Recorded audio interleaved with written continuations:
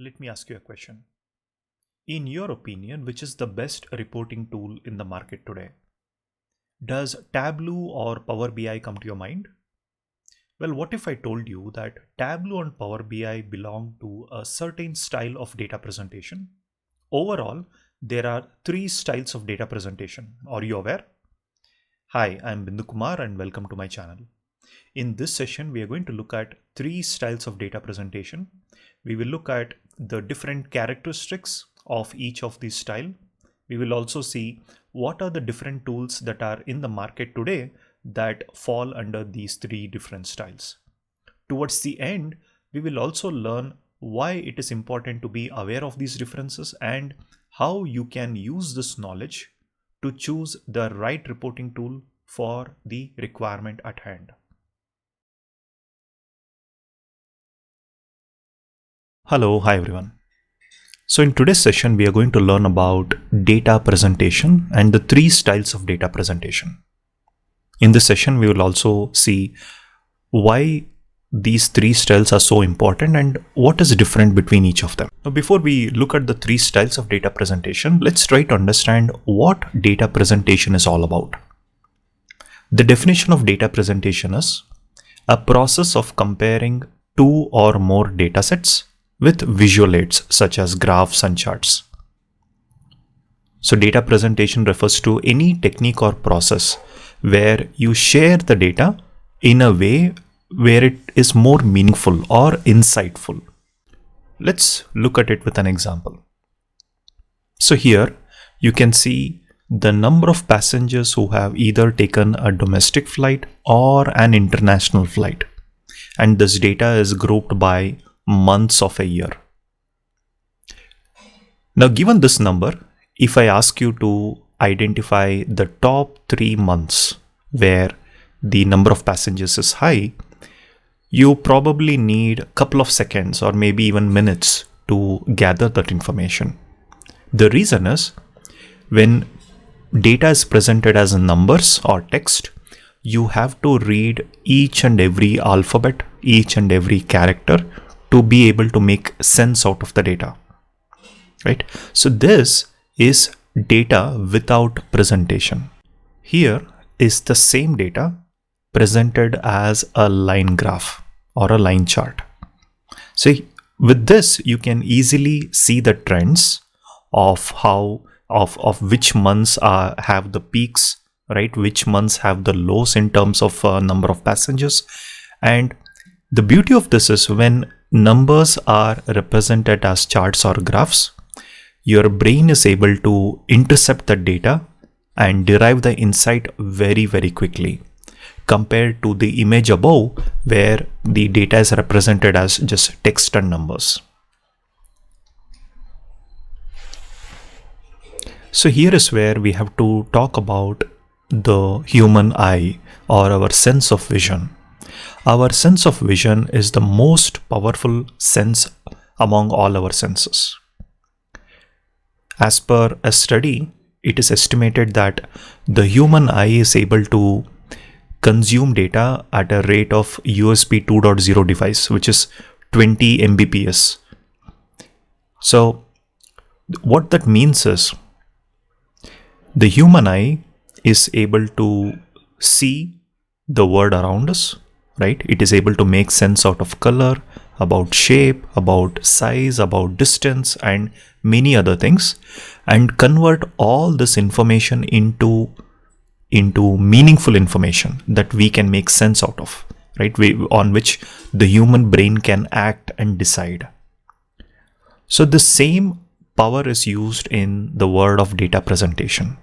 You want to show data in a way where the brain can make the most sense of it in the shortest amount of time. Any questions so far?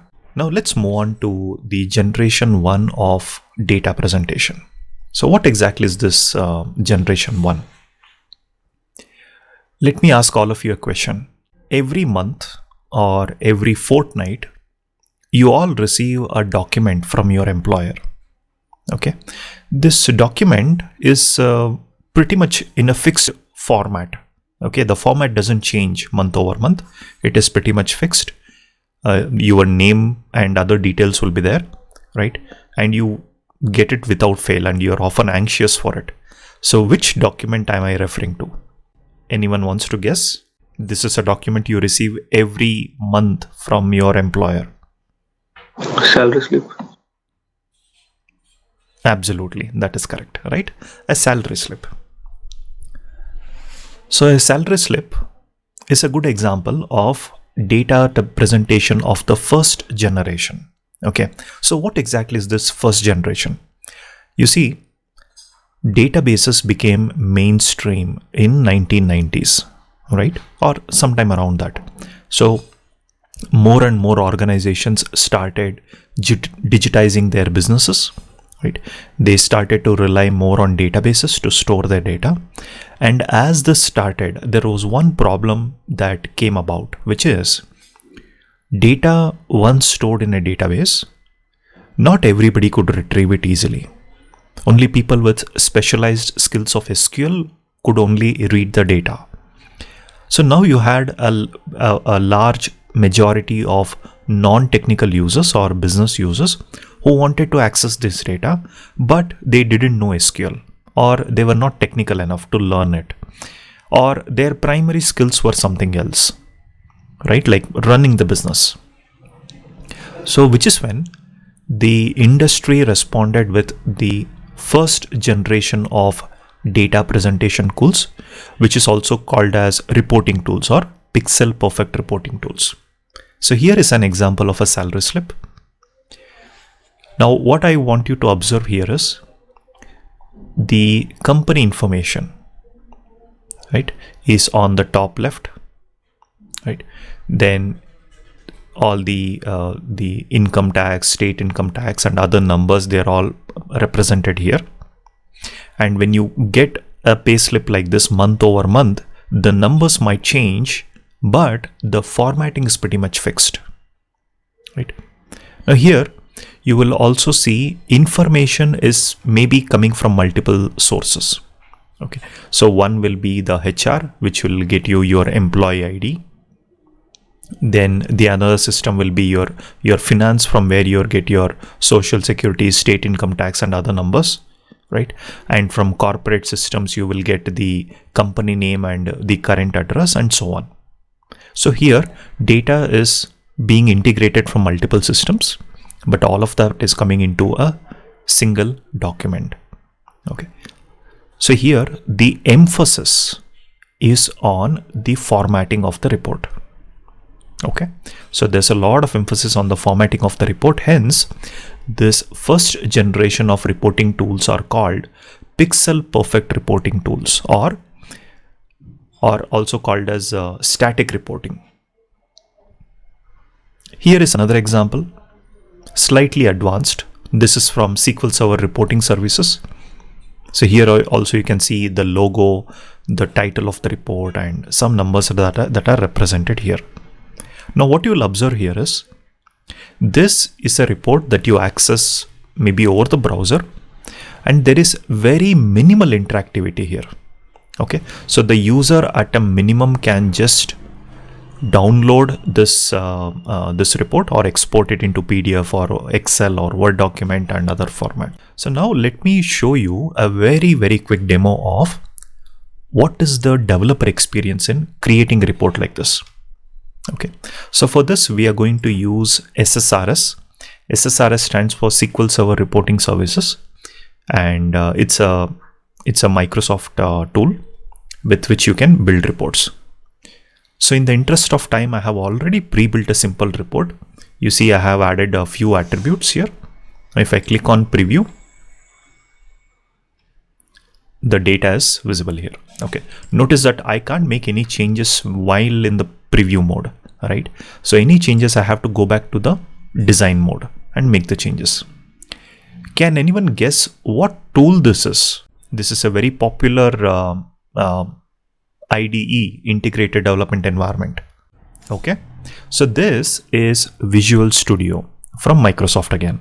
Okay, so just like you have Eclipse and NetBeans and other IDEs, Microsoft has this Visual Studio, and this particular reporting tool, SSRS, is built using Visual Studio. So in order to create any reports, you have to actually start a project in Visual Studio and then you have to build your report. Now, why am I talking about Visual Studio? It is to show that this first generation of reporting tools were built around developers in mind, right? They didn't build it with users in mind, but it was purely built for developers by developers. Hence, you're using something like Visual Studio, which is very much developer centric. You cannot expect a non-technical person or a business user to be using this tool to build their own reports. Okay. So this is the characteristic of of a reporting tool of the first generation. Okay. So here is a quick summary of the different characteristics. So what is the problem statement that it solves? The problem statement was non-technical or business users wanted a way to access data in a database without writing SQL or using any other programming language. This is the problem statement. Is this reporting tool customizable by the user? None. Okay. Can the user create their own reports? Again, not possible. Architecture complexity, minimal. So the first generation of reporting tool is the most simple in terms of architecture. Cost is also low. The time taken to develop a report is short, provided the requirements are clear. And a very important point, proportion of development. Okay, so here the user's involvement in development of the reports is 0%. Right? They do not, maybe they give requirements, but that's about it. They are not directly involved in the development of the reports. Whereas the developer has to spend all the time in building the report. So there is a 100% dependency on the IT team to build and maintain the first generation of reports. Here are some examples of the first generation of reporting tools. You have Crystal Reports. You have BERT, which is the business intelligence reporting tool. It's an open source project. Then you also have SQL Server reporting services, the tool that we just looked at. Okay. So to summarize, the generation 1 was the tool or the set of tools that were created sometime in the 1990s to address this problem statement, which is a lot of data is being stored in a database, but we want a way to report on the data without having to write SQL. Any questions so far? Okay. Now let's move on to generation 2 of reporting. Okay. So I'll straight away start with an example. I hope everybody is able to see my my browser here. Okay. So this is also sort of a reporting tool, right? Now here, I'm not playing the role of a developer, but rather I'm playing the role of a user. Okay. Now, before I start with this, what I wanted to tell you is there were some shortcomings from first generation. Users started complaining that, look, it's good that you gave me a reporting tool, but I don't want to depend on you all the time. I want to be able to build my own reports, right? I want to be able to customize them, right? So this was a question that went unanswered with first generation of reporting tools. So now let's look at this. Here, there are some attributes. Okay. So I can double click them. It is added here. I can remove it and let me add profit. So when I add profit, I see a total of $313,000. Okay. Which is the grand total. Now if I double click on, let's say, the category. Okay. Notice how the data is now broken down by the category, right? There is a grouping by the category along with the grand total, which is not changed, right? So the grand total is the same that we saw before, but now we also have the additional breakdown at each category. Now let's say I want to drill down into the books. There you go. So I clicked on the books and then from category, it did a drill down into subcategory. Okay. Now, what is the magic that's happening here? How does the tool know that it has to do these grouping bys? Correct. So that I will show you. If you go to the details page, okay, here you can actually see the SQL statement that this tool is generating on your behalf. So every activity that you do of dragging and dropping an object into the reporting panel will in the backend trigger an SQL. Okay. Now one might ask that how does a reporting tool know how to write SQL? Is it so intelligent enough that it can write its own SQL? Well, it's not that intelligent. There is some configuration that needs to be done. Okay. But we will come to that in a minute. But right now, I want you to look at the user experience. Being able to create your own reports, which was not possible in the first generation of reporting tools. This is precisely what the users wanted. The ability to add attributes, remove attributes, do a drill down, do a roll up, right? Derive additional columns and so on. So this is called self-service reporting or self-service business intelligence. So in this generation of reporting tools, users finally got that freedom of authoring their own reports. Okay. Now we have to see how is it enabled? How is this done? What happens in the back end, right? How exactly are these queries being generated, right? So that we will see with another example. Okay. All right.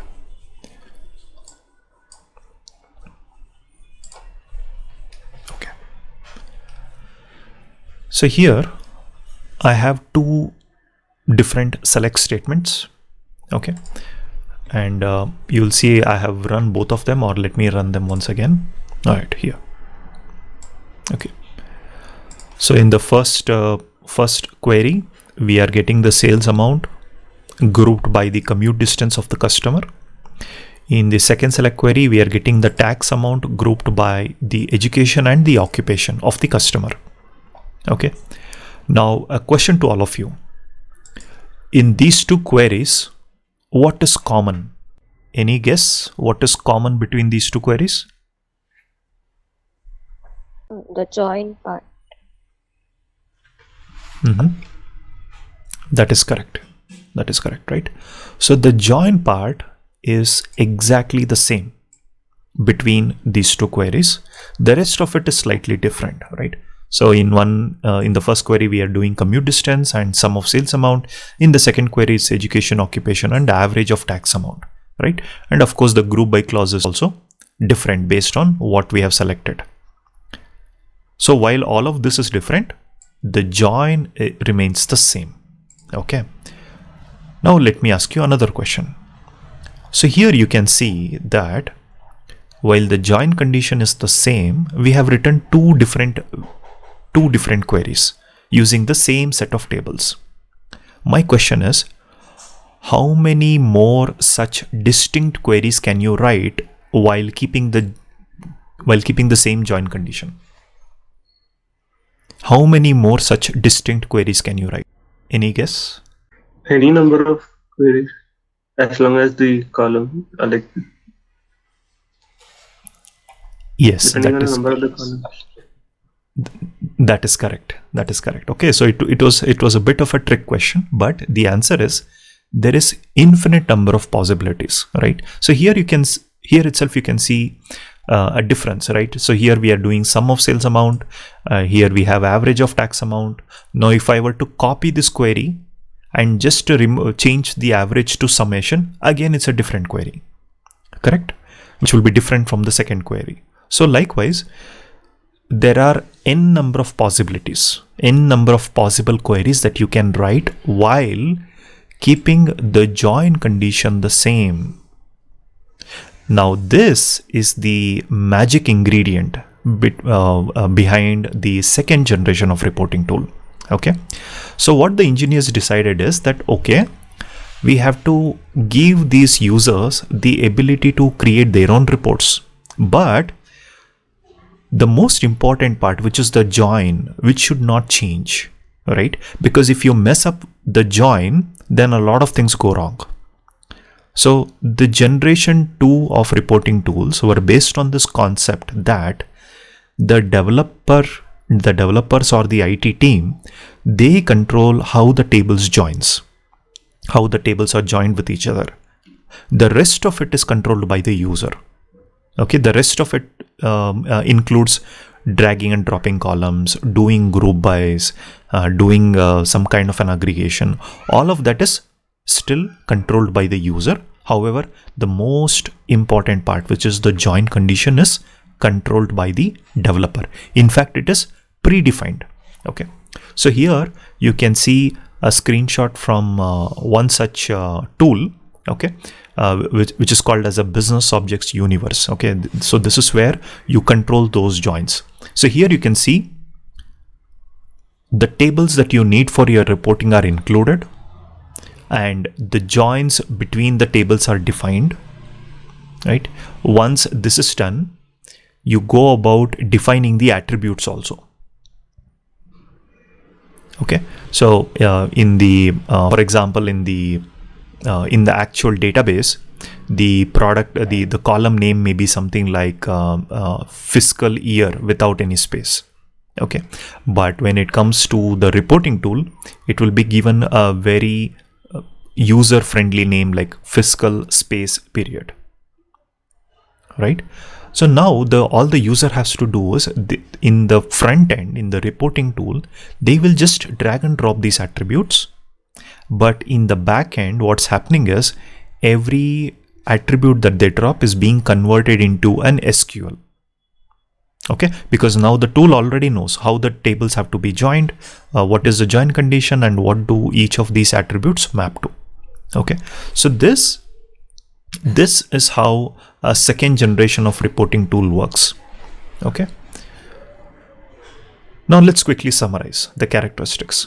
So problem statement: non-technical users wanted a way to author their own reports with easy drag and drop interface.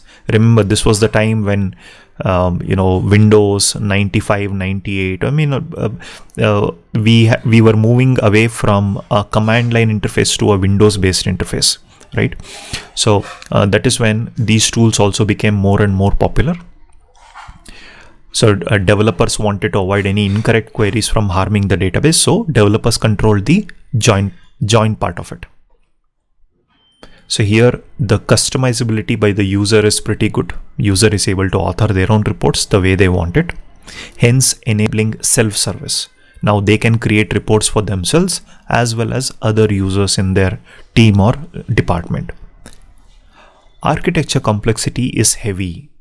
Why? Because there is that initial configuration where the IT team or the developers have to define all the tables and the joins between them, right? Hence there is a bit of a complexity involved in its architecture setup. The cost is also on the heavier side.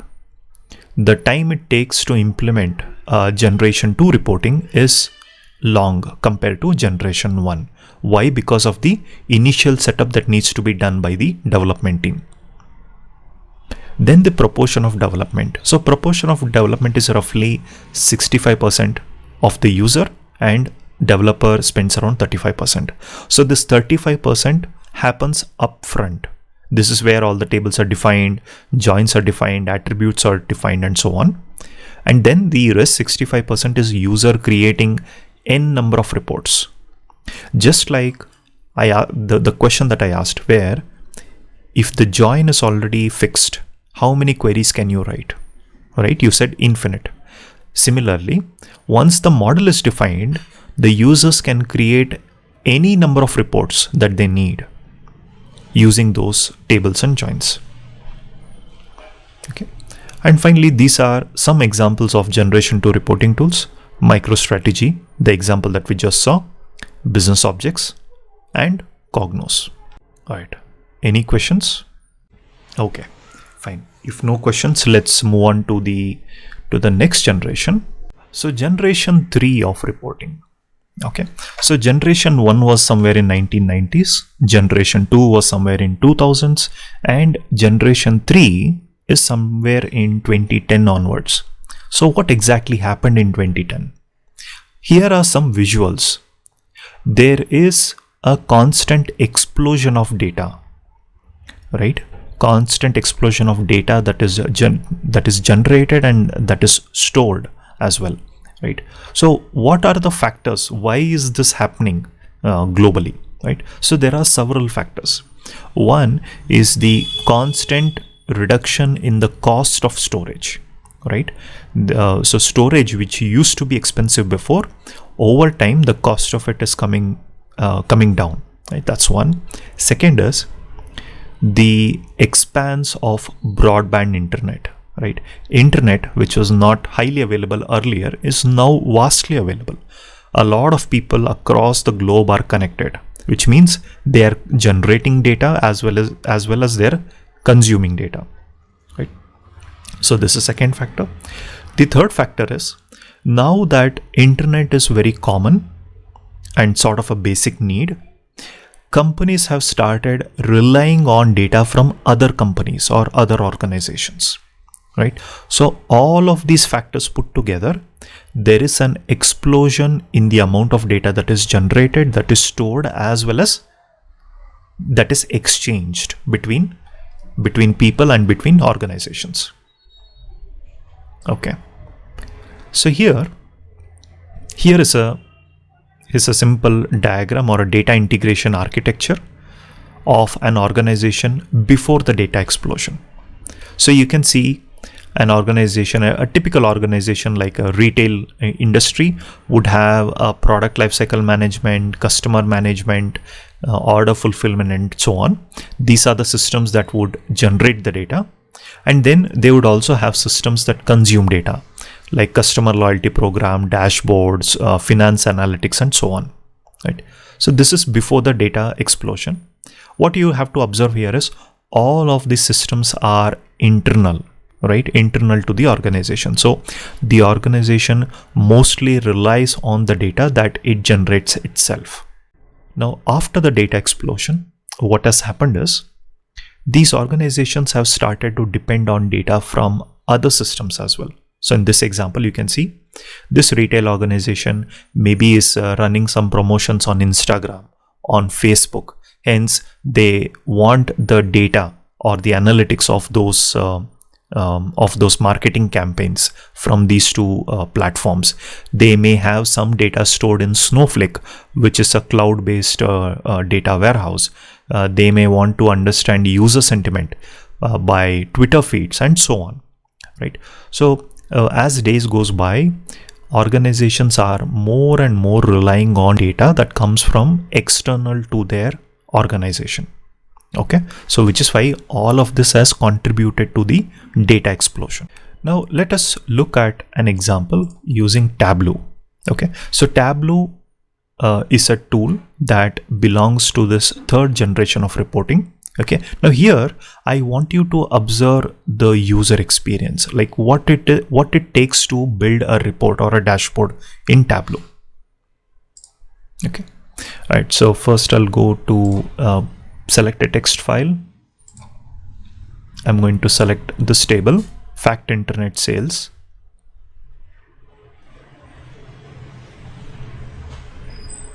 Okay, so the CSV file is added here as a table and I can see some data here. The other files in that same directory are also shown here, so I can drag these as well.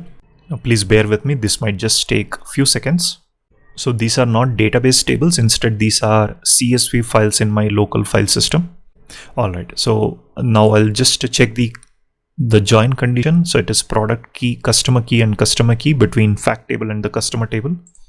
And then between the product table and the fact table, it is a join on the product key. So with these three tables, I'll proceed to worksheet 1. Here I'll add the education and occupation, and then maybe I'll add the sales amount, and I'll select a bubble chart from here. So from here I can quickly see that bachelor's and professional, right?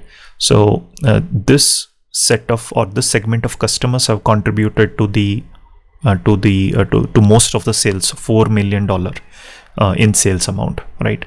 Followed by bachelor's management and so on, right? So there are different ways to visualizing this this information. So that was a bubble chart. Here you have a heat map and so on.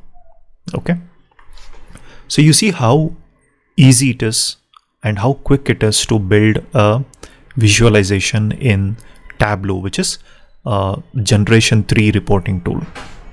Okay, now let's look at the characteristics of it. So what is the problem statement? Or before we get into this, let us discuss what were the shortcomings of generation 2 that led to the creation of generation 3. Okay, the problem statements with generation 2 were: the users were able to create their own reports, but still the users were not able to bring their data, right? Especially after this explosion of data, users would say that I have my own data, I have my data in an Excel, I have my data in a CSV file. How can I create a reporting of this data? And then the response from the IT team would be, no, you cannot. Please give us the data. Let us integrate it. We have to do a little bit of a configuration, and then you will be able to do your self-service reporting, right? But many times the time needed by the development team was significantly longer.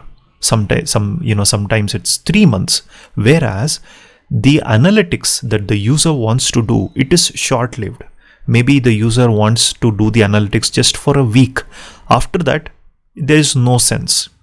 For example, let's say you are running a marketing campaign on Instagram for 1 week. During that 1 week, you immediately want to understand how many people are clicking on your Instagram posts, how many likes are there, how many shares are there, and so on. You have to do it within that week. You can't wait for 3 months to analyze the data, right? So the problem statement here is there is a need to immediately analyze the data without having to take it through the long and hard process of data integration. Correct? Okay, so that is when the generation 3 of reporting tools came into being.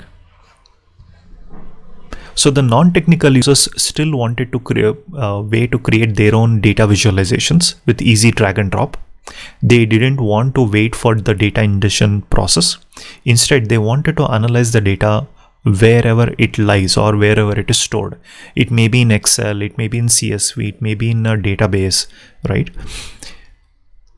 So this is the problem statement. So is it customizable by the user? Absolutely. There, to a very large extent, the users can customize the report, and hence it is a self-service by the user. The architecture complexity is moderate. Why? Because there is no initial setup that the development team has to do. Cost, it's very expensive. Time it takes to develop a report is usually short. Why? Because there is no need of data integration. Data can be analyzed wherever it is. Proportion of development, user spends 90% of the time creating their own reports. Developer has to spend around the remaining 10%. This is mostly for administrative activities like creating users, scheduling reports, and so on. So Tableau and Power BI are some of the most popular examples of generation 3 of reporting tools. Any questions so far? Okay. If there are no questions, let's move on to the comparison. Okay. So first is the problem statement. What is the problem statement that we are trying to solve across all the 3 different styles? In generation 1, it is simple reporting. In generation 2, it is self-service reporting. In generation 3, it is rapid data visualization. Customizability by user. There is little or no customizability possible in the generation 1. Generation 2 has good support. Generation 3 has great support for customizing the report. Self-service, again, there's little or no self-service possible in generation 1. In generation 2 and 3, there is ample amount of features available, like exporting the report, changing the report, sharing the report with others, and so on. Architecture complexity, it is simple in generation 1. In generation 2, it is moderate to complex. In generation 3, it is definitely complex. Data centralization. Now, what is this about? Data centralization is, or it refers to the process of fetching all the data and storing it in one central location, which is nothing but data integration. So here, this point says, is data centralization required for these 3 generations? Okay, so generation 1, it is somewhat required. Okay, you saw the example of a payslip where data was being fetched from multiple systems, right? So it may be somewhat required, but it is not mandatory. In generation 2, it is strongly required. Why? Because users are authoring their own reports, right? So you want all the data to be in a central location so that it becomes easier. Otherwise, performance becomes a problem. Generation 3, not required. One of the strengths of generation 3 is to use data wherever it lies. Next is the cost. Low cost. Generation 1 is usually low cost. Generation 2 and generation 3 are both expensive. They need special licenses depending on whether you are just a user accessing a report or you are a user building a report. Time it takes to development is usually short in both generation 1 and generation 3. In generation 2, it's slightly longer. Why? Because that initial configuration needs to be done.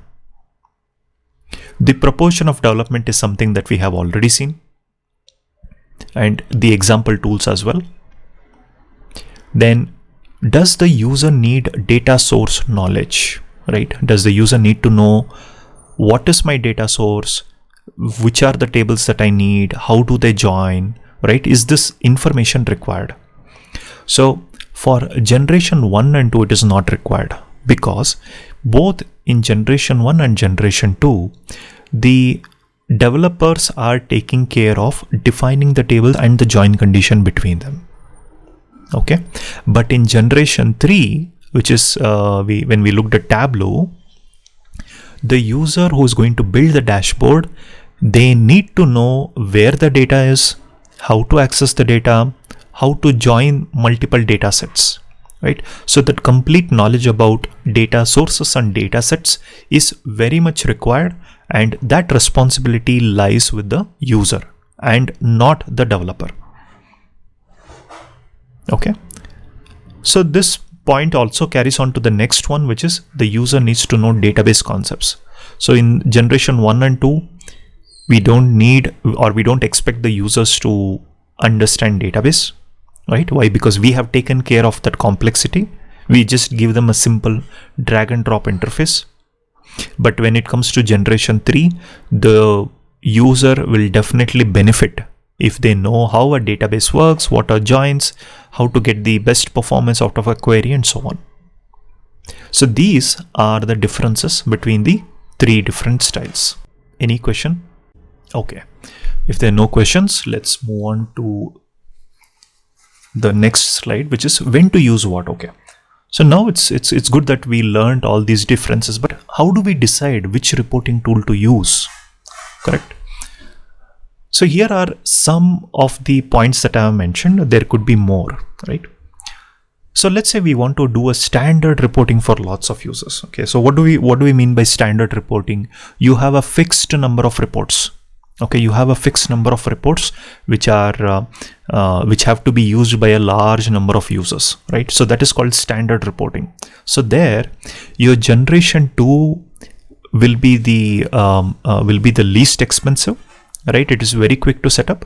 But if you want a lot of control over it, then you can also deploy generation 2 kind of a reporting tool in this particular scenario. Okay. Short-lived analytics. So this I gave the example when we were using Tableau, where you have some data, but it is very short-lived. I mean, you want to do the analytics maybe for a week or two. After that, the data and the analytics is of no use to you, or it's not relevant. In such case, generation 3 makes the most sense. Okay, generation 2 can also be used, but it comes with a little bit extra time that is needed to integrate the data. Then self-service report authoring by user. So if this is a requirement, generation 2 is what is the most suitable, especially when your users are non-technical users. Minimal cost. So generation 1 is the one that has the minimum cost across all these different styles. There are some open source tools as well in generation 2 that may be little expensive, or maybe or totally free. When you want to do consistent analytics, okay, what does consistent mean? Consistent means you are making sure all your users are seeing the exact same data, no matter where they access the data from, right? So if this is a problem statement for your organization, then generation 1 and generation 2 make the most sense. Why? Because all the metrics and calculations can be predefined by the developer. Okay.